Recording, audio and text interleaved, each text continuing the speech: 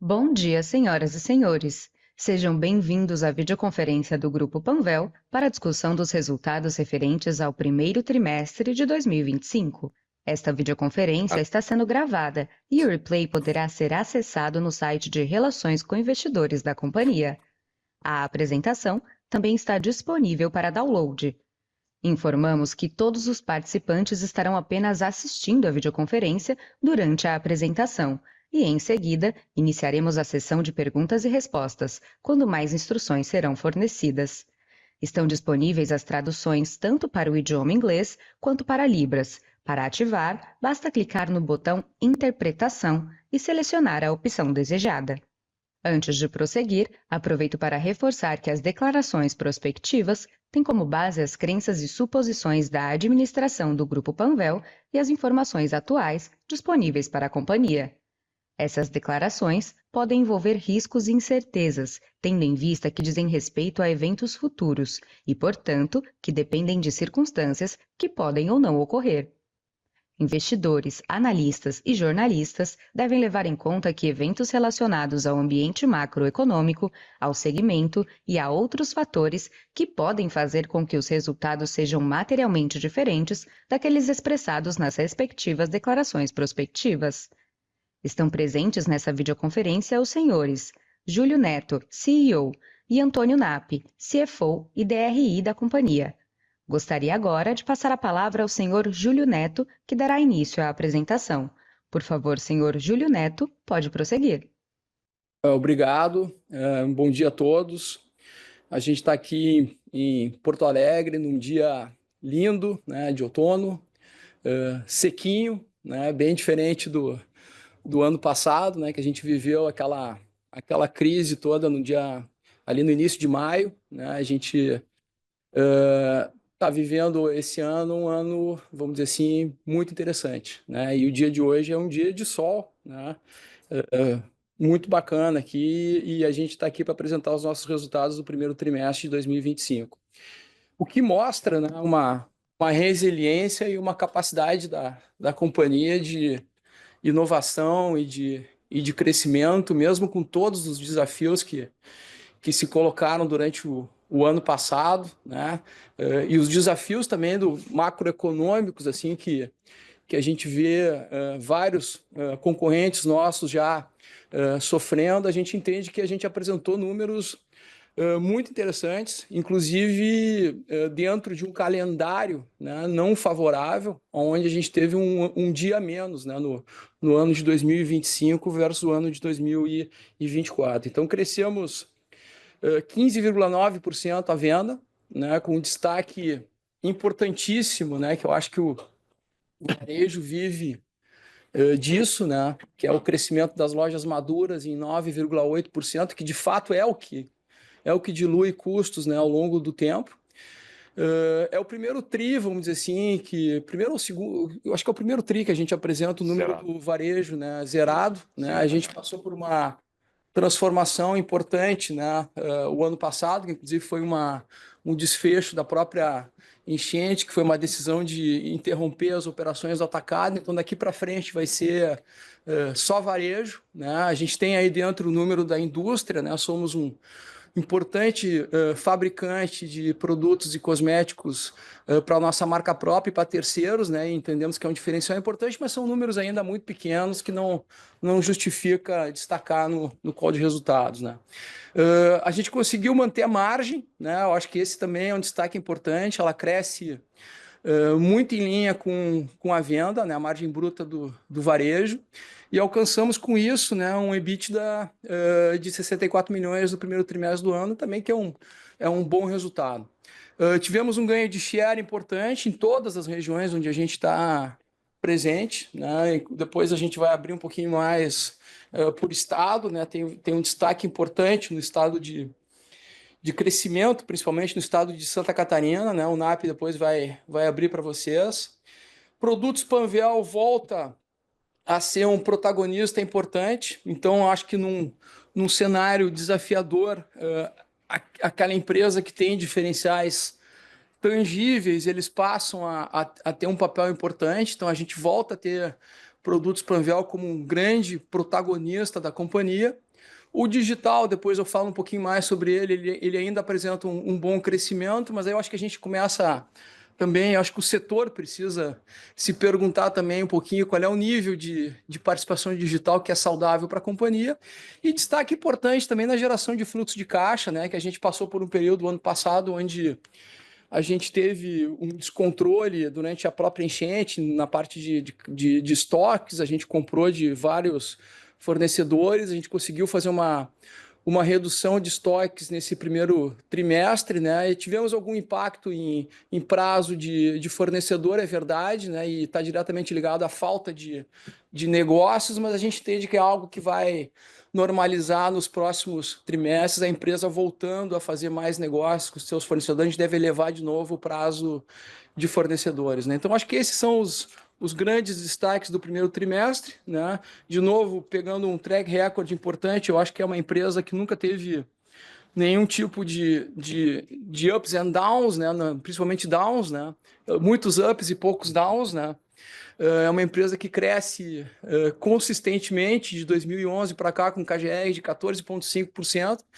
E nesse TRI, né, esse bom resultado, e a gente vem mantendo os últimos 5 anos, que a gente chama de nova Panvel, onde a gente se propõe a crescer de uma maneira mais rápida, a gente eleva esse KGR de 14,5% para 17%, que é o que a gente vem fazendo e é o que a gente pretende fazer nesse ano de 2025. Tá? Então, eu passo para o NAP agora dar continuidade, depois eu volto em alguns slides aí. Obrigado, Júlio. E, pessoal, obrigado aí também por estar nos acompanhando. Vamos começar a dar um pouco mais de luz, né, para esses dados do nosso DRE, porque, de fato, foi um trimestre muito bom, a gente está muito contente com o que a gente está entregando. Como o Júlio comentou, forte crescimento de venda, né, 15,9%, em cima de uma base que já era forte no ano passado, que nós tínhamos crescido 16,4%. E o que vale a pena chamar atenção aqui? Em primeiro lugar, a nossa capacidade de ir aumentando a nossa venda média por loja. A gente terminou o primeiro trimestre de 2025 com uma venda média por loja de R$705 mil, né? É um crescimento de quase 10% em relação ao ano passado. Isso é muito importante, porque isso fala direto com produtividade de loja. E vocês podem ver no gráfico ali embaixo que a qualidade das nossas lojas, né, ela tem melhorado de maneira significativa. 36% do nosso parque já são lojas que vendem acima de R$700 mil, um crescimento bem significativo em relação ao ano passado, em que esse número é de 24%. E quando a gente olha a parte de baixo dessa pirâmide, né, uma pirâmide invertida, nós estamos reduzindo cada vez mais a quantidade de lojas que vendem até R$300 mil. Apenas 5% da nossa base hoje tem uma venda nessa faixa. Lembrando que aqui estão as lojas novas também, ou seja, as lojas que acabaram de abrir estão nesse número. Significa que as nossas lojas maduras, que têm um faturamento médio acima de R$800 mil, estão muito saudáveis. Um outro dado de venda média que vale a pena compartilhar é quando a gente olha para a nossa concorrência. Quando a gente olha ali para o lado direito do slide, e são dados do IQVIA, eles mostram que a Panvel segue tendo a maior venda média da região sul e está ampliando essa diferença, né? De 2023 até 2025, cada ano que passa, nós, em relação aos nossos concorrentes, estamos tendo a capacidade de ampliar essa diferença de venda média. Isso aparece, obviamente, nos nossos números e nos nossos resultados. E essa ampliação de venda média, ela conversa com dois elementos. O primeiro elemento é esse que eu destaco aqui, que é o crescimento de venda de mesmas lojas e de lojas maduras. As nossas lojas maduras cresceram quase 10% a sua venda no último trimestre, muito acima da inflação e, obviamente, nos ajudando muito a diluir todos os custos em loja. Então, nós estamos fazendo um bom tema de casa em relação às lojas já existentes. Quando a gente olha para a nossa expansão, a gente também chega na mesma conclusão. Um pouco mais na frente da apresentação, quem nos acompanha sabe, a gente vai dar mais detalhes do resultado da expansão, mas aqui vale compartilhar que a gente está mantendo o nosso ritmo de crescimento. Nós abrimos 52 lojas nos últimos 12 meses, 9 lojas agora no primeiro trimestre, e terminamos, né, esse período, né, até março com 639 lojas. Sempre é bom lembrar que desde o nosso follow-on até agora, ou seja, de 2020 até agora, foram 285 lojas novas na nossa base. Por isso que a gente ainda tem quase 30% de lojas em maturação. E já estamos tendo esse resultado. significa que a gente tem boas sementes e que para frente o nosso resultado, na medida que essas lojas vão maturando, vai melhorar ainda mais. Aqui uma menção, né, importante para o estado de Santa Catarina, né, que agora no segundo trimestre a gente chegou à marca muito importante de 100 lojas, né, no estado de Santa Catarina. Um estado que, como vocês vão ver, nos recebeu, né, e nos recebe muito bem. Estamos muito contentes e, com certeza, agradecemos aí muito, né, ao povo catarinense pelos bons resultados que a gente obtém naquele estado também. Tudo isso acaba conversando com market share. Nós estamos no 20º trimestre consecutivo de ganho de market share em todos os estados da região sul. Destaque em especial, como acabei de comentar, para o estado de Santa Catarina, em que nós ganhamos quase 1 ponto, né, de market share de um trimestre para o outro. Mas vejam que mesmo num estado maduro para nós, como Rio Grande do Sul, a gente segue ganhando. E no Paraná, idem, também a gente vem muito bem.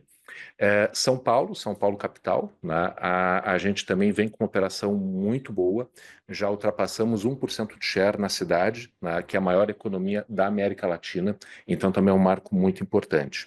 O que eu queria reforçar aqui nesse slide? Indo além do crescimento regional, é importante mencionar que nós estamos crescendo share em absolutamente todas as categorias de produto.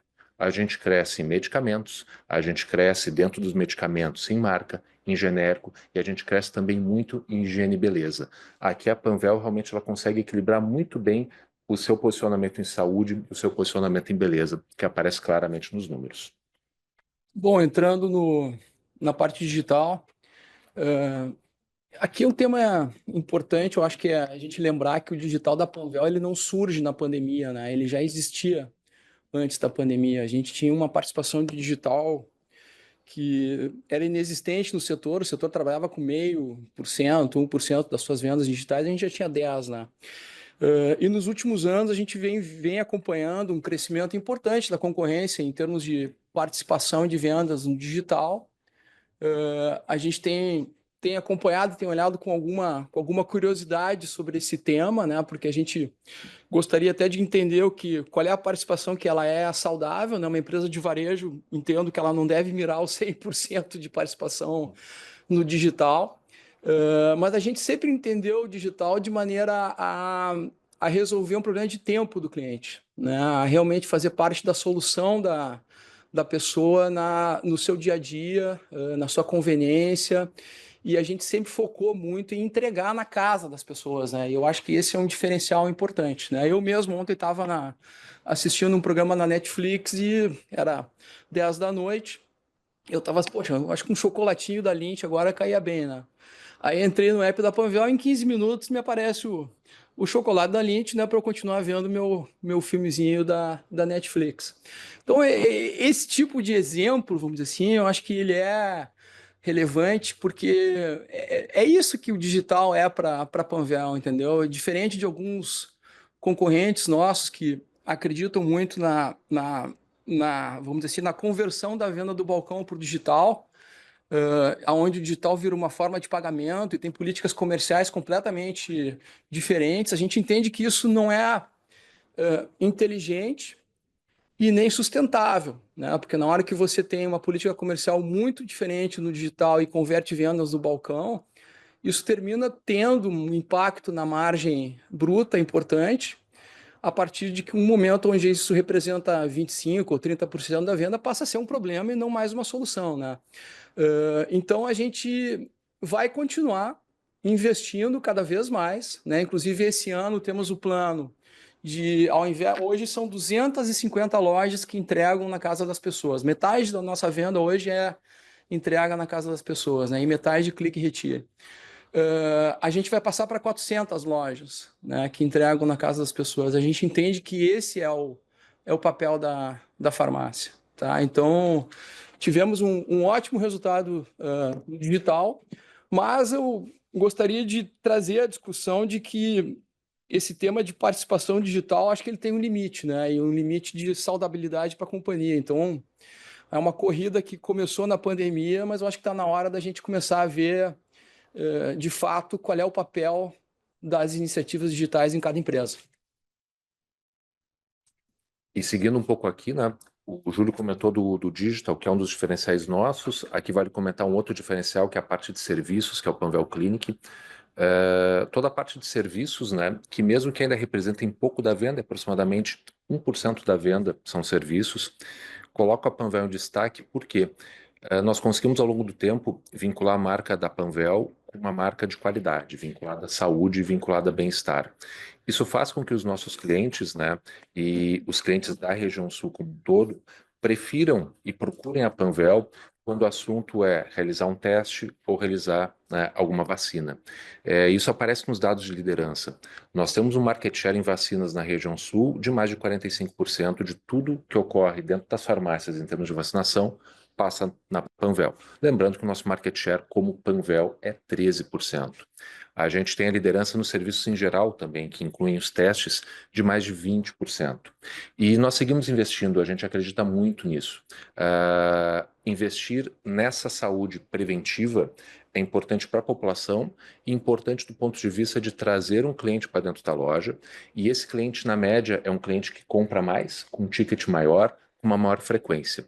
Então, nós vamos continuar investindo, nós temos muitas novidades ainda no mercado, essa é uma avenida de crescimento, né, que a gente tem certeza que nos próximos exercícios, nos próximos anos, vai ir rompendo essa barreira de 1% de participação e vai nos trazer, além de mais clientes, mais receita e ainda mais resultado. Bom, produtos Panvel é um grande destaque importante do trimestre, né? A gente volta a crescer, foi sem dúvida nenhuma a unidade de negócio mais impactada o ano passado, né? O nosso laboratório de fato ficou completamente embaixo d'água, ele fabrica 35% da nossa venda de produtos Panvel e não dá para comparar, né? O que a Panvel faz com o que os outros fazem em termos de produtos próprios. Eu acho que nossos benchmarks tem muito mais a ver com Boticário, com Natura e de fato é o que a gente olha.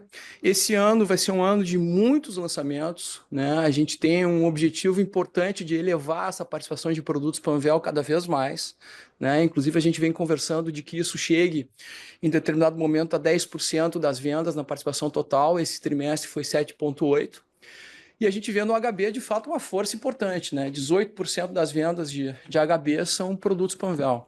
Então, no mundo onde a gente vê comportamentos do consumidor em mutação, né? E eu acho que todas as empresas, de alguma outra forma, tendem a acompanhar a velocidade da mudança do comportamento do consumidor para que continue sendo relevante. Eu entendo que ter produtos que, de fato, sejam diferenciais para a companhia e não simplesmente ter uma marca própria genérica, é absolutamente crucial e importante para o varejista que pretende ser relevante nos próximos anos.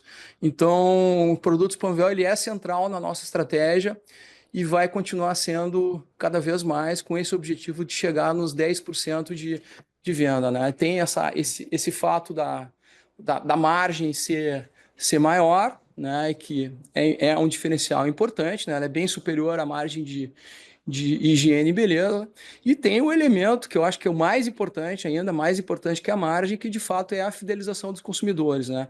E eu convido vocês a digitar Panvel no TikTok e verem o que a gente tem colhido, vamos dizer assim, de manifestações orgânicas de consumidores que são fiéis e fanáticos pelos produtos Panvel, postando os seus vídeos, né? E façam uma comparação com a concorrência e entendam o que eu estou dizendo. Isso aí. Seguindo aqui, ó, e aqui a gente deixa, né, também. Por exemplo, essa linha Marshmallow aí fez um sucesso danado, né?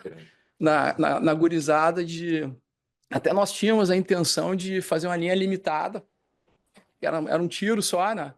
É um produto que vem esse é um produto que vem da China, esse a gente não fabrica. Mas ele foi tão sucesso e teve tanto pedido de adolescentes entre 13 e 16 anos para que a gente voltasse, que agora em setembro está voltando uma nova versão da linha Marshmallow, né, para as lojas da Panvel e para atender, né, esses clientes, essas clientes, principalmente jovens, né, que são os nossos clientes do futuro, né? Porque a farmácia que envelhece e vira a farmácia do idoso, ela não tem um futuro tão grande, né? Até porque é isso aí, Júlio. a gente vive de novos consumidores. A gente tem que dar atenção para as duas pontas, né? E sempre ir renovando toda essa base. Perfeito. E aí, pessoal, a gente vai fechando esses comentários de venda, trazendo um pouco de como é que se distribuíram, né, as vendas por categoria. E aqui o recado ele fica claro, né? A gente teve um crescimento robusto em todas as categorias de venda. A gente foi muito bem no medicamento, fomos muito bem em OTC e nós fomos muito bem em higiene e beleza também. Nossa higiene e beleza cresceu quase 15% nesse período, de novo, já em cima de uma base muito forte do ano passado. Esse equilíbrio é fundamental, porque ele reforça essa posição da Panvel de trabalhar muito bem a parte de medicamentos, sem esquecer dos seus diferenciais quando o tema é beleza. E nos diferencia no mercado também. Vejam que todo o nosso autosserviço, representado por OTC e HB, cresceu de maneira muito robusta. Isso é cliente dentro da loja, efetivamente. Tá? E é uma tendência que a gente segue enxergando para o segundo trimestre e para o resto do ano, mas a gente vai comentar isso um pouquinho mais ali na frente também.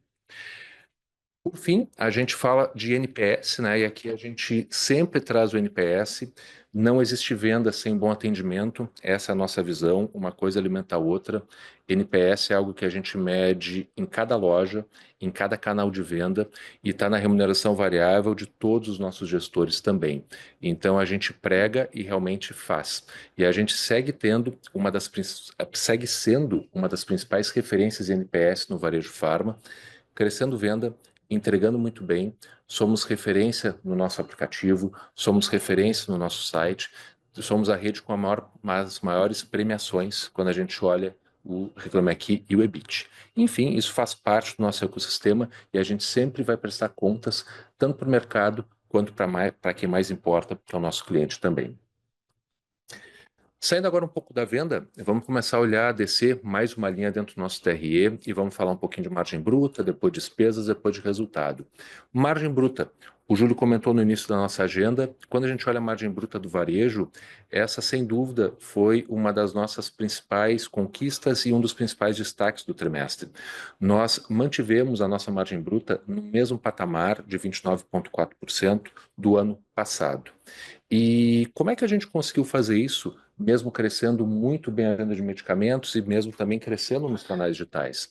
Isso foi fruto de um trabalho muito detalhado em cima da nossa política de preços e política de descontos, um aumento de penetração de produtos Panvel e de OTCs, como vocês viram nos números anteriores, e também um excelente trabalho da área comercial junto com negociações junto a fornecedores.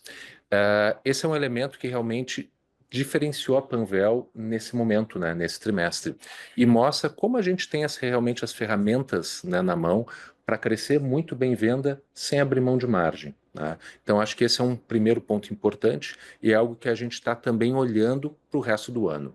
Quando a gente pensa no lucro bruto do grupo, aqui acho que cabe só sempre lembrar um recado, né? Quando vocês forem olhar os nossos números com mais detalhes. No lucro bruto do grupo, no ano passado, aqui cabe lembrar que além de nós termos o atacado, né, o Júlio comentou no início, nós também no primeiro trimestre do ano passado, nós realizamos a venda de um ativo, a venda de um terreno, que obviamente trouxe um impacto positivo para a margem bruta. Temos que fazer todas as análises eliminando esse efeito. Então, eliminando o efeito da venda do ativo, é natural que agora eu obtenha uma margem bruta maior, né, como grupo, dentro do primeiro trimestre, já que eu não tenho mais a operação do atacado. Esse é o que a gente chama de um efeito mix de negócios. Né? Esse efeito ele vai conversar com a linha seguinte, que é a linha das despesas. Todas as nossas despesas, seja as despesas com vendas ou as despesas administrativas, todas elas cresceram menos do que a venda do varejo. Todas cresceram abaixo dos 15,9%. As despesas com vendas cresceram 7,8% no período, as despesas administrativas cresceram 13,6%. Essa diferença, essa diluição, ela apenas não aparece no nosso número ainda por causa da falta da venda do atacado dentro do primeiro trimestre, que é o efeito mix. Se eu elimino esse efeito, tanto a despesa com vendas quanto a despesa administrativa, elas diluem dentro desse trimestre. Ou seja, o efeito de margem bruta compensa, né, o efeito que a gente apresenta nas despesas. Esse efeito do atacado, ele passa a ser, a partir do segundo trimestre, bem pouco relevante, e aí todas as bases elas vão voltar a se encontrar. Tudo isso acaba levando para um crescimento de resultado bem robusto, né? Nós chegamos num EBITDA nesse trimestre de 64,6 milhões de reais, um crescimento acima de 7% e uma expansão de margem de 0,2, em cima de uma base forte do primeiro tri, porque vamos lembrar que no primeiro tri do ano passado a gente teve a venda do terreno que nós mencionamos. O que vale a pena que chamar a atenção, pessoal? Não só a fotografia do primeiro trimestre de 25, mas a nossa tendência ao longo do tempo. Vejam que se a gente olhar os primeiros trimestres de 2022 até 2025, o nosso resultado EBITDA vem crescendo numa média de aproximadamente 18% ano sobre ano, bem acima do crescimento da venda da Panvel, que está nesse período numa média de 15,5%, 16%. Então isso é ganho de produtividade. E onde é que esse ganho de produtividade ele fica muito claro? Nas nossas lojas. Nós sempre trazemos no nosso relatório o EBITDA do varejo, que é o que o mercado chama de EBITDA for all. Né? É o resultado apenas das nossas lojas. Né? É o que outros chamam também de margem de contribuição. Como vocês podem ver aqui, a gente também está num crescimento muito forte, estamos aumentando essa margem, mesmo com 285 lojas novas desde 2020, e isso é graças a, por um lado, todo o nosso posicionamento, nosso sucesso na estratégia de vendas, que a gente tem aumentado a nossa venda média, e toda a diluição de despesas que a gente tem obtido nas lojas. Tá? Esse aqui é o principal elemento, e tem que ser, porque nós somos uma empresa de varejo, de aumento de resultado presente e futuro também. Quando a gente fechando o tema de resultado, a gente chega no lucro. O lucro, exatamente com a mesma tendência que nós vemos no EBITDA. Então, a gente tem uma expansão de margem no primeiro trimestre, a gente cresce 0,1 pontos percentuais, um crescimento de lucro de 5%, em cima de uma base muito forte que conta com aquela venda de ativo. Tá?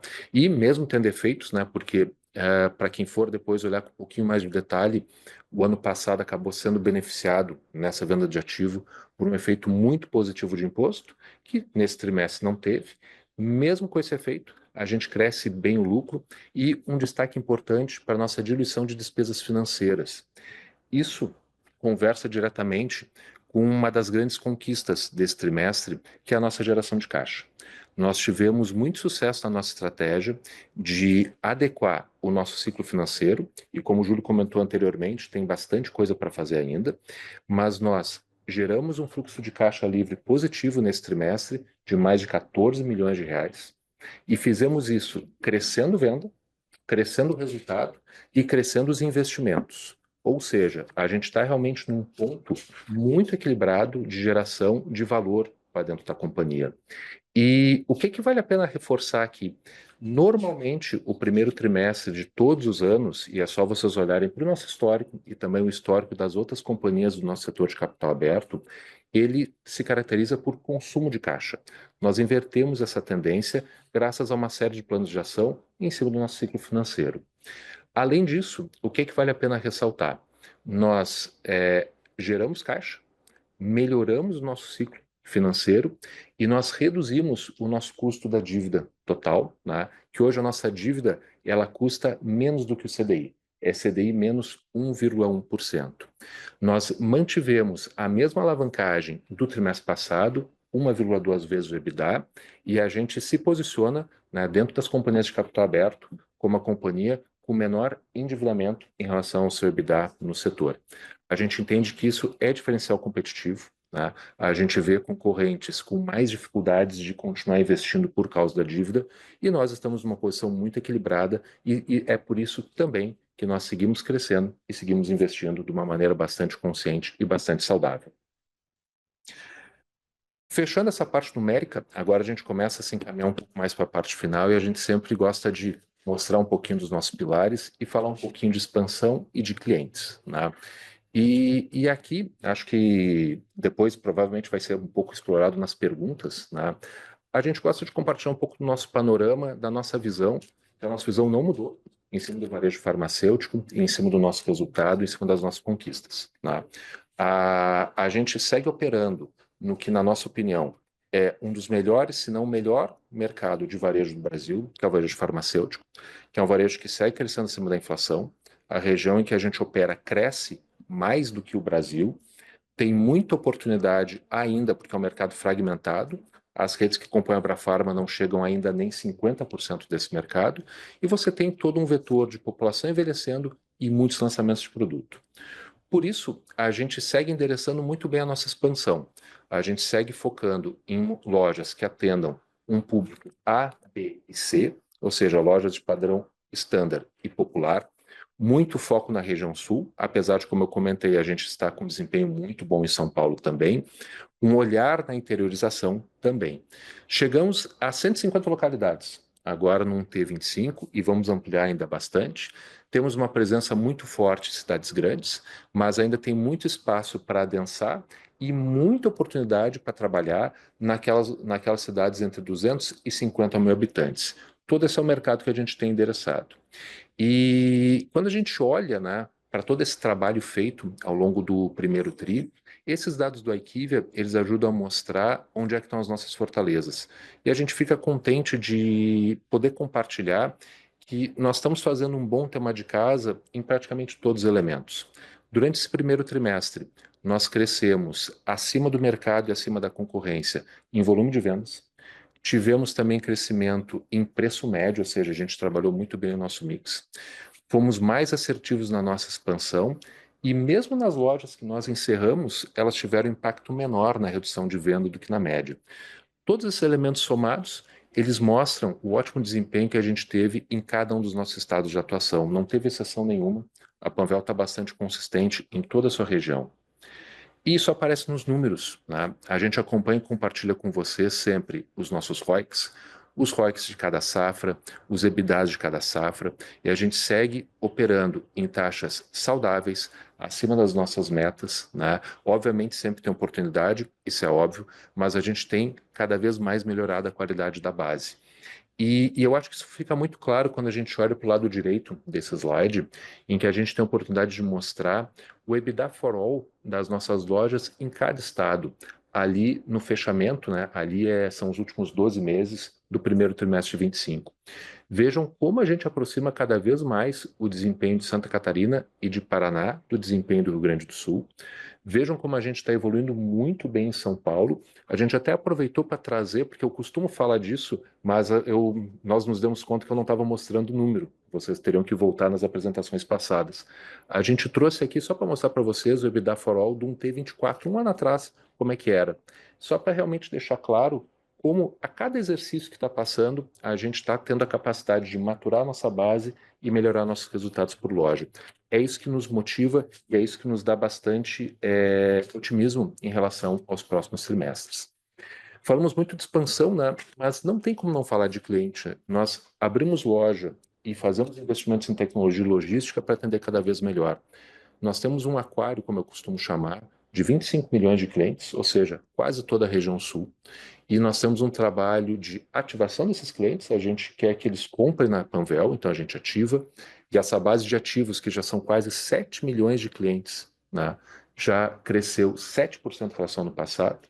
A segunda fase é fidelizar esses clientes, ou seja, fazer com que eles comprem cada vez mais, e essa base também cresce mais de 6%, e para isso a gente usa várias ferramentas de CRM, a gente trabalha em digitalização também, a gente entende que é uma alavanca importante, sempre com olho para o cliente, em especial aquele cliente crônico e de uso contínuo, que é o cliente mais valioso, sem esquecer dos demais clientes. Eu acho que isso diferencia a Panvel, né? A gente coloca foco, a gente obtém um sucesso, mas a gente não deixa ninguém para trás. E assim, pessoal, acho que a gente vai terminando, eu só tenho mais um próximo slide, só para fechar um pouco com a mensagem com vocês, e aí eu, Júlio, nós já vamos para as perguntas, que é para começar a dar um pouco de tinta, né, do que na nossa visão nos espera no segundo trimestre, no resto do ano. Esse slide aqui, ele serve mais para reforçar que na nossa visão, desde o que nós passamos, né, no primeiro semestre de 2024 e de toda aquela situação das enchentes, toda aquela crise que realmente, para quem não viveu, foi algo inimaginável, nós como companhia, nós tomamos decisões importantes e nós mudamos de patamar. A gente já vinha assim num ritmo muito forte, né? Mas nós conseguimos acelerar esse ritmo. Isso aparece direitinho no terceiro tri, no quarto tri e também no primeiro trimestre de 25. E é assim que a gente está olhando para o resto do ano. E nós entendemos que nós temos excelentes alavancas para a gente manter uma batida forte de crescimento de venda, né, manutenção numa margem bruta saudável. As despesas irão se normalizar, né, seja porque eu vou continuar ganhando produtividade em loja e logística, seja por um efeito meramente matemático contábil, que é o ajuste da base do atacado, e tudo isso vai fazer com que a gente tenha capacidade de seguir expandindo a nossa margem EBITDA e a nossa margem de lucro ao longo do ano, tá bom? Aqui, né, Júlio, a gente encerra essa parte da apresentação e a gente se coloca à disposição para suas Abra a perguntas. câmera, né? E vamos abrir as Olha câmeras. quão bonito a gente é, né? Ah, é verdade, para não perder a oportunidade.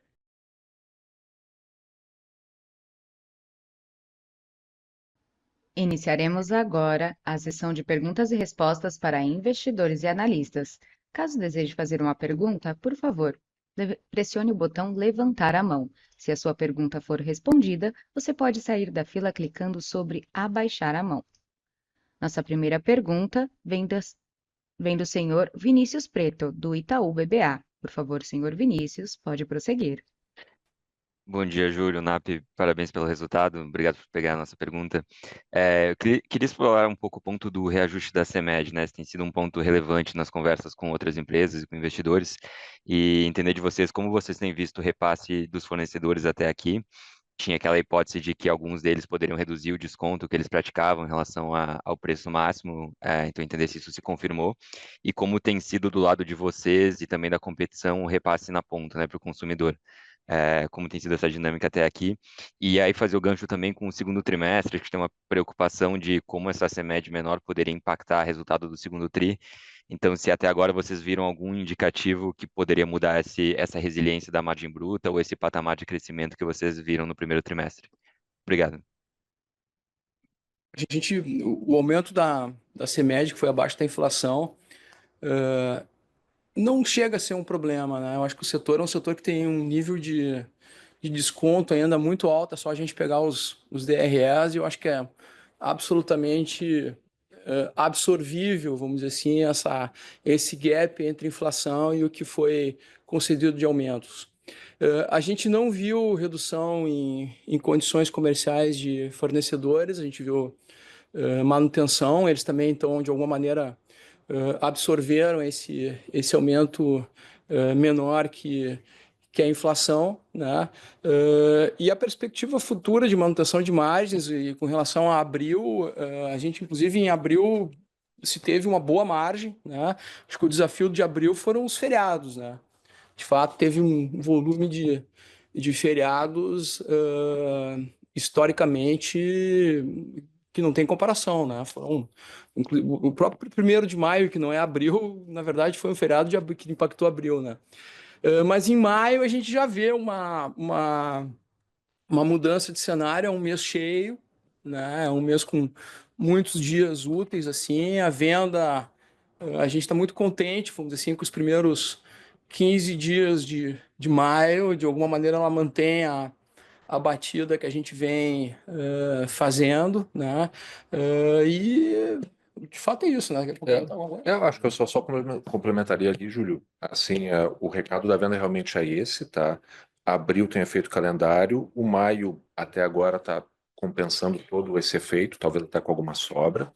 E a gente tem boas alavancas ali de margem, Vinícius, porque a gente está crescendo bem, segue crescendo agora no segundo trimestre também parte de venda de OTCs. A gente está pegando uma boa sazonalidade, tá, de gripes, né, de resfriados, né, dessas condições climáticas aqui no sul.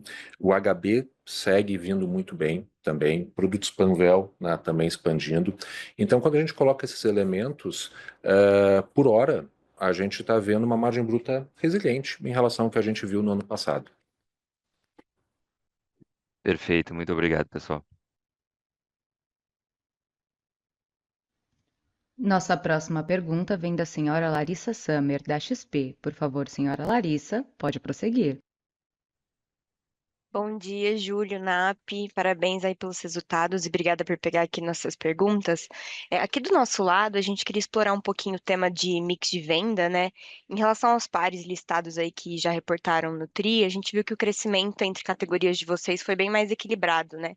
Até em higiene e beleza ali, que teve uma leve retração nas vendas, mesmo assim vocês cresceram num patamar bem saudável, né? E aí a gente queria entender qual que é essa estratégia de mix para frente? Acho que sobre o segundo tri até o NAP acabou comentando um pouquinho aí na última resposta, mas olhando para o ano, assim, a gente entende que a RX deve ter um crescimento contratado aí vindo de GLP-1, né? Também se vocês puderem comentar um pouco o que que vocês estão vendo para a categoria, como que foram esse lançamento inicial do Monjaro e tudo mais. E aí, ali em higiene e beleza, vocês comentaram também sobre a marca própria, tem um peso relevante, né? Mas a gente pode esperar aí que ela volte a ganhar participação nas vendas. E aí também, se eu puder aproveitar para fazer uma última aí nesse tema de higiene e beleza, como que vocês têm visto a competição com o marketplace, né? Eu sei que o e-commerce para vocês é bem importante, bem sólido, mas se vocês já têm visto algum tipo de problema aí nessa categoria em relação a isso. Obrigada, pessoal. Obrigado, Larissa. Vou começar. Larissa, tu fizeste uma série de perguntas em uma só. Vamos lá, vamos tentar ajudar.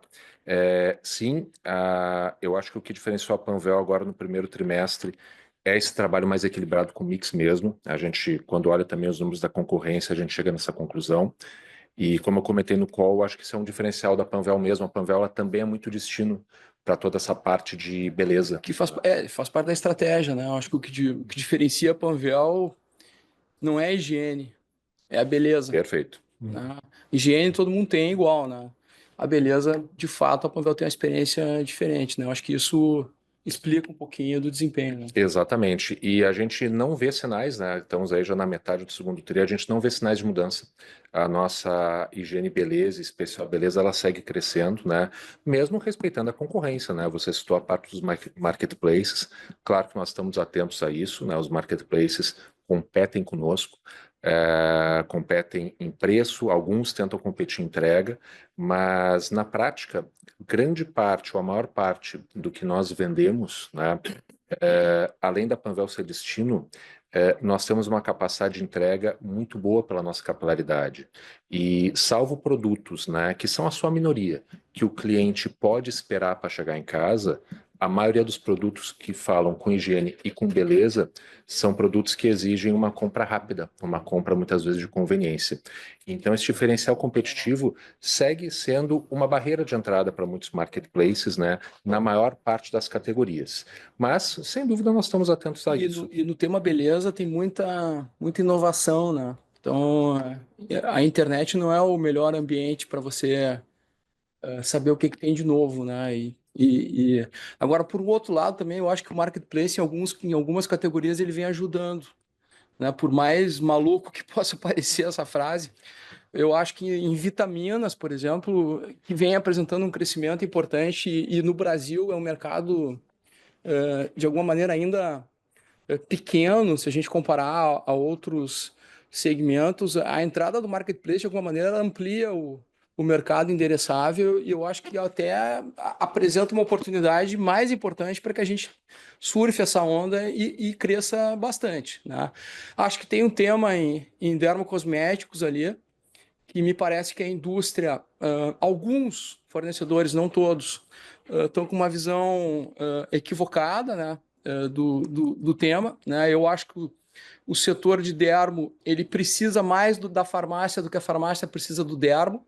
E a gente viu algumas iniciativas kamikazes, assim, de alguns fornecedores fazendo preços extremamente agressivos, mas eu entendo que em algum momento eles vão entender que isso pode afetar bastante a marca deles e deve, em algum momento, eles serem inteligentes o suficiente para retrocederem nessa estratégia kamikaze, né? Que na hora que um produto de dermo da La Roche-Posay ou um Mantecorp, enfim, vira balaio, ele deixa de ter balaio, boi de piranha, ele deixa de ter aquele appeal, né? Aquela história, aquela inovação, e ele deixa de ter os seus diferenciais, né? Eu acho que a indústria, em algum momento, vai entender isso. Então, o marketplace, ele ajuda, ele atrapalha um pouco, mas de alguma maneira a Panvel, né, como a gente falou na parte digital ali, ela compete muito bem em termos de muito bem ou até melhor, né? O nosso prazo de entrega é muito superior ao marketplace, né? A gente vê que teve uma evolução importantíssima das plataformas na sua agilidade de entrega na casa dos consumidores, mas essa agilidade ainda se dá de um dia para o outro, né? E a Panvel entrega em 15, 30 em 1 hora. Então é bem diferente nesse aspecto, né? E os marketplaces dificilmente vão chegar nesse patamar, né? Tu perguntaste também sobre o desempenho de RX, e acho que tu colocaste bem, tá, Larissa? É um desempenho que está contratado, tá? Medicamento RX, né? Marca de maneira geral cresceu muito bem em abril e está crescendo muito bem em maio, né? Tanto com ou sem Monjaro, né? Você perguntou sobre o Monjaro, as vendas de Monjaro estão muito boas, tá? De fato, é um dos lançamentos aí desse ano que reforça o nosso otimismo, né? Independente de tendência de mercado, a farmácia vende um leque de produtos, né? Que se eventualmente algum não performar bem, a gente tem muitas opções, né? O Monjaro é apenas um exemplo, mas mesmo quando eu tiro o Monjaro da equação, o restante do medicamento está crescendo muito bem, né? Seja o marca, genérico, né? A gente estava falando de margem bruta até agora há pouquinho, o genérico cresce na mesma batida e mostra que nós, como Panvel, estamos conseguindo atender clientes de diferentes bolsos, né? O cliente que tem capacidade de comprar um medicamento caro vai encontrar na Panvel, o cliente que só tem capacidade de comprar um medicamento de menor custo também vai encontrar na Panvel. A nossa missão é poder atender a todos os perfis de clientes. Super claro, pessoal. Obrigada aí pelas respostas. Obrigado, Larissa. Nossa próxima pergunta vem do senhor Thales Granello, do Safra. Por favor, senhor Thales, pode prosseguir. Bom dia, Júlio. Bom dia, Nap. Bom dia, Ismael. Uma dúvida rápida aqui em relação ao market share, né? Vocês têm ganhado bastante, acho que o ambiente competitivo tem melhorado, né, sequencialmente, né, ano após ano, ainda principalmente depois da enchente. Eu queria entender se ele melhorou mais, né, do que vocês têm visto dessa melhora sequencial e de quem que vocês têm ganhado market share. Se tem sido das principais redes regionais que concorrem com vocês, ou talvez dos players pequenos. Queria ter um pouco mais de cor em relação a isso. Não, perfeito, Thales. Obrigado aí pela pergunta. Em relação a market share, a gente vem num ritmo mais acelerado. A gente já ganha 20 trimestres, tá? Mas a gente começou a notar um ritmo mais acelerado de ganho até foi um pouco antes da enchente, tá? Foi no segundo semestre de 2023, tá? A gente começou a perceber em cada estado de atuação que a gente foi ganhando mais espaço. Os efeitos da enchente no Rio Grande do Sul, sem dúvida, no pós-enchente, acabam favorecendo as redes que estão mais estruturadas, né? Então é natural que a gente também tenha tido alguma vantagem nisso. Quando a gente abre, né, o leque, a gente está crescendo tanto em relação a redes quanto em relação a independentes, tá? Os dados do IQVIA, eles chegam nessa granularidade. Eu não tenho como lhe dizer, né, exatamente sobre qual rede, né, nós estamos ganhando, mas no conjunto a gente tem ganho e isso é uma verdade em todos os estados. O que a gente observa? A Panvel, ela tem acentuado seus diferenciais na medida que players regionais, cada um à sua maneira, vão escolhendo estratégias diferentes, né? Nós temos players regionais que optam, né, por uma farmácia que vende de tudo, né? E com todo respeito a essa estratégia, nós preferimos a nossa estratégia de focar em saúde e beleza, né? A gente acha que é o mais focado. Temos players regionais que têm dado mais atenção, talvez, para estados fora da região sul, né? E talvez isso esteja abrindo algum tipo de oportunidade também para nós, né? E temos players regionais em momentos, né, operacionais distintos do nosso, né? Então, com todo respeito, porque, de novo, cada um tem a sua estratégia, nós acreditamos, né, que esses ganhos realmente têm relação com as escolhas que a Panvel fez, né? Eu quero ser relevante nesse tipo de mercado, com esse tipo de cliente, atendendo muito bem a saúde, atendendo muito bem a beleza, né? E eu não quero me distrair com outras coisas. A gente tem uma loja que é bem operada, um projeto de loja que chama atenção, quem visita Panvel consegue perceber visualmente que é uma loja mais, vamos chamar assim, né, Júlio? Uma loja mais bonita, né, do que a média. A gente, como eu comentei, consegue vincular nossa marca com qualidade, a gente tem muito cuidado com a marca, então quando você pensa em serviço, alguma coisa um pouco mais sensível, você tende a procurar Panvel porque ela conversa um pouco mais com saúde. Juntando esses elementos, e olhando o segundo TRI como está também, a gente não vê no curto nem no médio prazo uma quebra dessa tendência de continuar ganhando market share. Super claro, Nap. Obrigado pela resposta. Obrigado, Thales. A sessão de perguntas e respostas está encerrada. Gostaríamos de passar a palavra ao senhor Júlio Neto para que faça as considerações finais da companhia. Bom, agradeço a todos a presença, agradeço a nossa equipe aí que vem trabalhando arduamente na entrega de excelentes resultados. É uma empresa de mais de 11 mil colaboradores, então é importantíssimo a gente valorizar o trabalho de cada um e nos vemos no próximo TRI. Um abraço. Obrigado, pessoal. Obrigado aí pela audiência e todo o time de relações com investidores segue à disposição para tirar as dúvidas depois do call. Muito obrigado, um bom dia. A videoconferência do Grupo Panvel está encerrada. Agradecemos a participação de todos e desejamos um bom dia.